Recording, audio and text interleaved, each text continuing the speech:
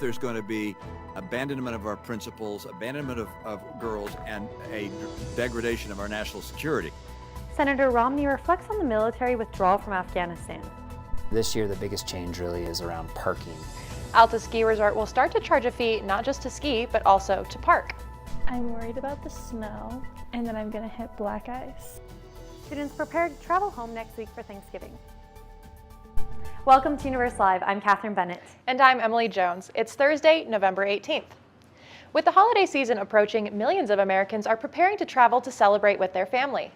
Universe Live reporter Isabel Brown spoke with BYU students about their safety concerns.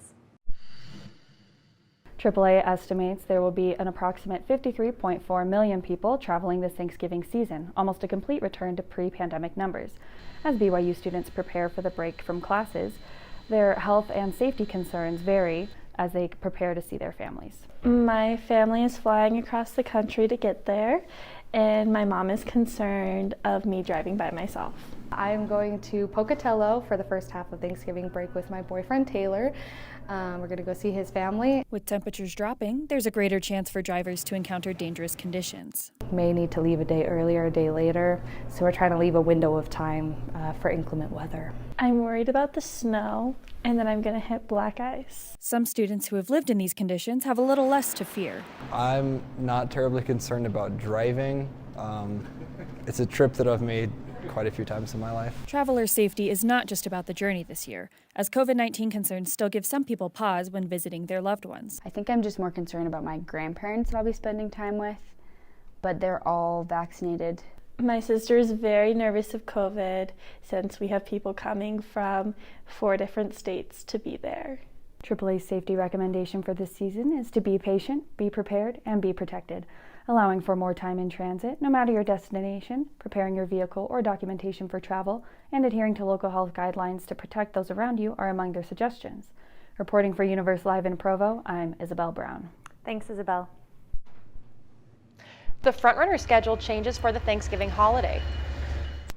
No trains will operate south of the American Fork Station during Thanksgiving week because of the construction happening on the new Vineyard Station.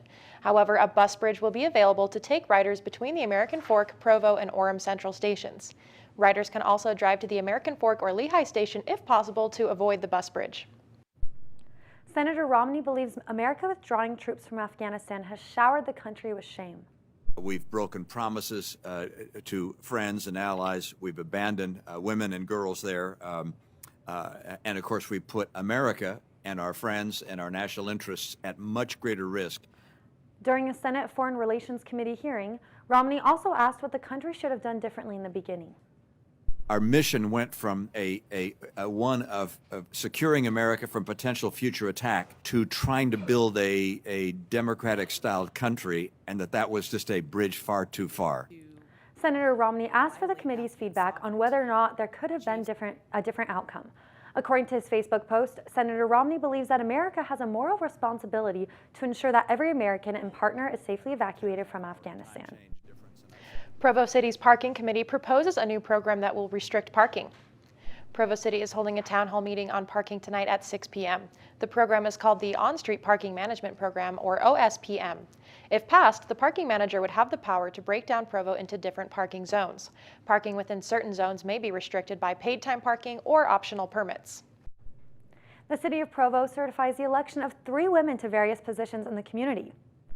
Utah County Elections Office completed the audit of the 2021 municipal general election, and the results were certified yesterday during the Board of Canvassers meeting. Of the 4 positions available this election cycle, 3 were filled by women. Mayor Michelle Kafusi will be serving for another term. Rachel Whipple and Catrice McKay were also elected. The women will all officially take office at noon on January 3rd, 2022. A man was caught damaging 2 vending machines on BYU campus. Early Tuesday morning, the 21-year-old was caught in the engineering building robbing the vending machines to the tune of $6,400 in damages. The same man was arrested for similar things on UVU campus last month and even had a handgun in his possession during that arrest. He has been booked into Utah County Jail on multiple charges. BYU police urge campus members to stay alert and report for any suspicious behavior. Alta Ski Resort is making changes to their parking to help control the increase in skiers at the resort. Brittany Sam went to Alta to find out more.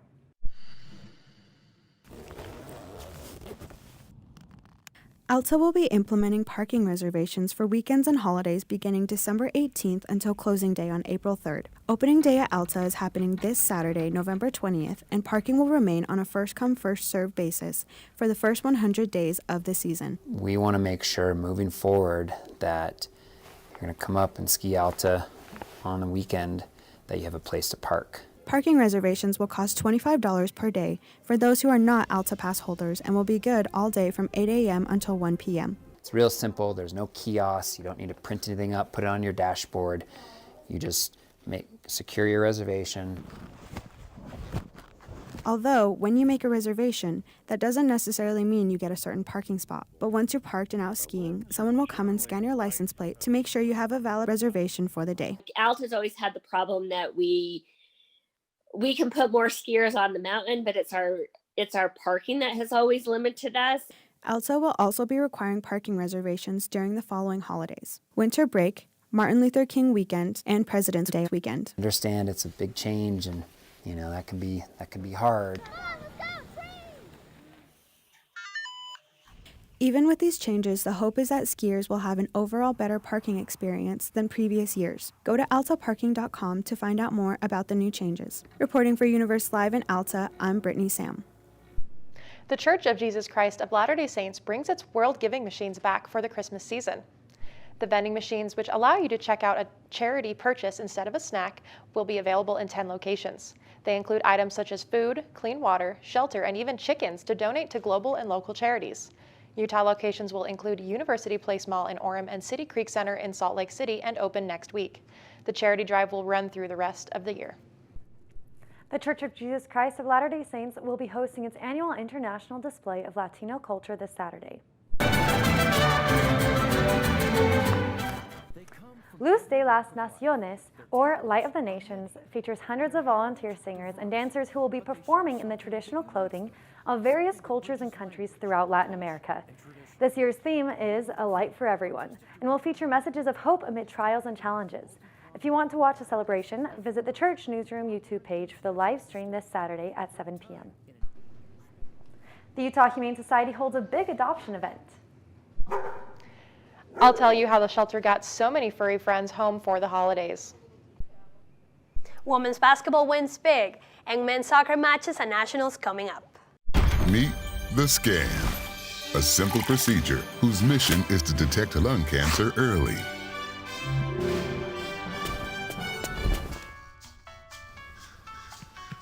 I'm here to save you!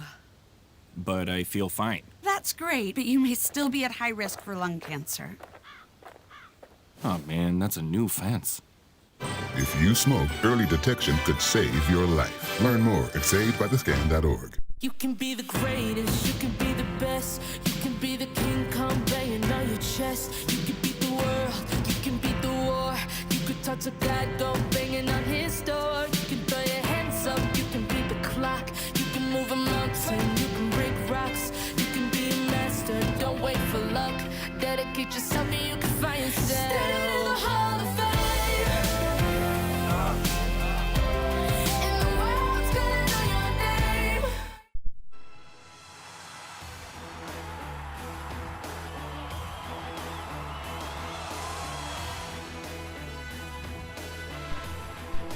BYU women's basketball is the latest team in the Provo to get in this success over Pac-12.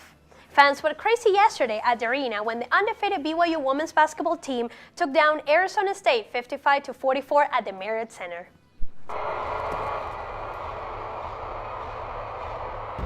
It was BYU's first game against a power conference this season.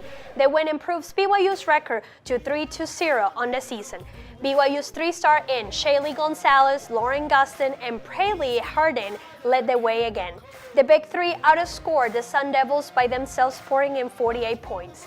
Next up for BYU is another home tilt this Saturday against Boise State from the Mountain West Conference. The tip-off is at 2 p.m. and can be seen on BYU TV. The men's soccer team is ready to fight for their second national championship title in their first two matches today. The former national championships dominated the opposition and regional play during the tournament in Washington last month. BYU just played Notre Dame this morning, ending in tie with no goals scored. They're next to play UCF tonight at Foley, Alabama. The Blue Team has been undefeated this season, and its #1 priority is to reclaim their 8th national title. You can stream their next game against UCF at 8 p.m. on the Northside YouTube channel. I am so proud of BYU sports this season. They've been doing awesome. Yeah, they're doing amazing. It's incredible. It is a wonderful senior year for me now that we're finally doing so well in sports. I'm excited. I love that. What would it take for you to go home with a new best friend?